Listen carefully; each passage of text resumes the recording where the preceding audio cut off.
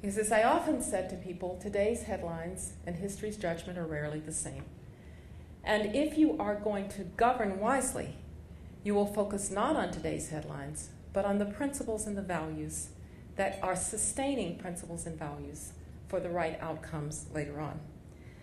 I would suggest to you that those principles are just a few. First of all, to always believe that democracy is the only form of government that human beings can be served by and reach their full potential. I know there are some who say that these people or those people are not ready for democracy, but you know, we used to say that about Latin Americans, we used to say that about Asians, we said it at one point about Africans, and frankly, in my town of Birmingham, they even said it about black people. You know, we were just kind of too childlike to care about those things like who might govern us. Well, who are we to say that any man, woman, or child should ever be condemned to live in tyranny?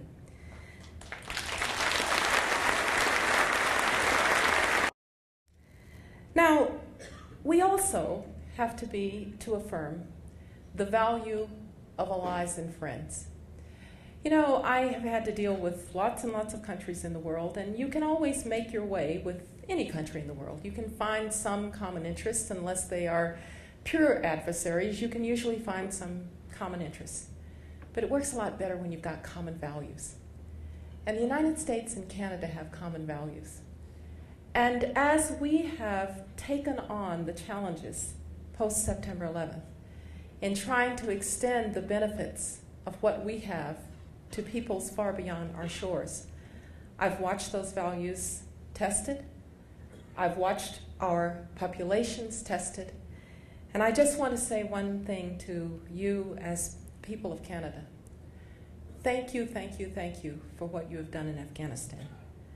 I know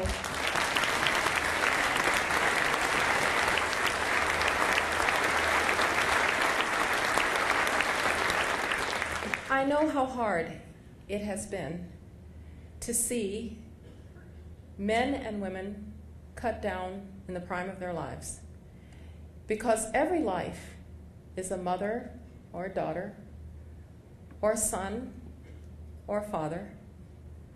Every life is special, not just to that family, but to that community. And those lives can never be recouped, never can come back. But we all know that nothing of value is ever achieved without sacrifice. Canada has sacrificed alongside the United States of America, and I, as the 66th Secretary of State, simply want to say thank you.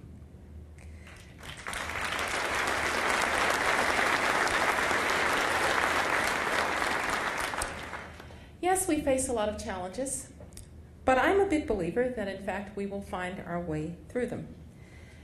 But when you face challenges, you need to reaffirm your principles. But you need to do two other things.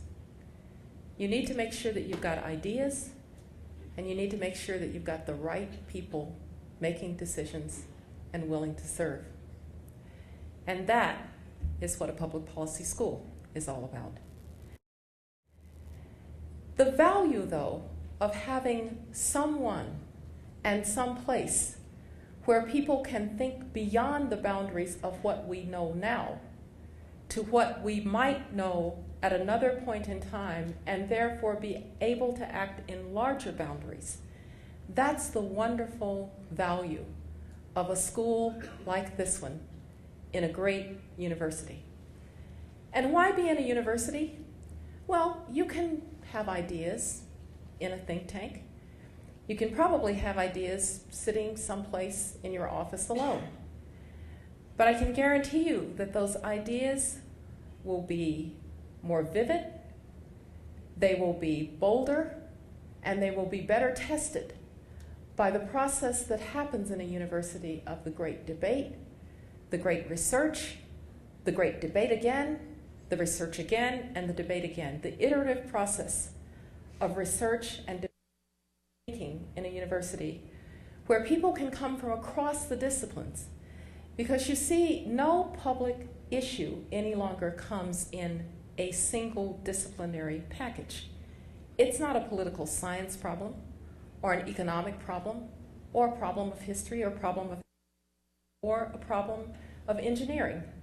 it is more likely a problem like how do we deal with climate change, in which all aspects from all disciplines have to come together to help us solve that problem. And so the energy in a school, within a university, to do that research and to have those debates and to broaden and deepen the basis from which policymakers can take ideas, that's the great thing about doing a public policy school in a great university, and I know that you will do that well. Now, I am a great believer in public service, as you might know. I believe it's honorable. I believe that people of great competence go into it. But I saw something else. People of great passion go into it as well. And much of what one must do to make great public servants is to somehow help them to be passionate about what they do. And sometimes the work is hard, and sometimes it might even be a little bit tedious. But if people can be infused by their relationship with and their contact with other public servants, with the passion of wanting to change the world, because I guarantee you that's what drives people in public service. They want to change the world. If you can infuse that passion into them, and I think this school can do that, that is a great contribution to great public service. I wish you in this great endeavor success. I wish you in this great endeavor the kind of support that you are getting in this room, and especially I wish you the love of people like the Palmers to continue the great work that will be done here. I wish the teachers and to the administrators and to the students great experiences in public policy as you interact with those who have been in and out and back and forth. But more than anything, I wish you passion about what public service means for great democracies and what it will mean for Alberta, for Canada, and for the world. Thank you very much.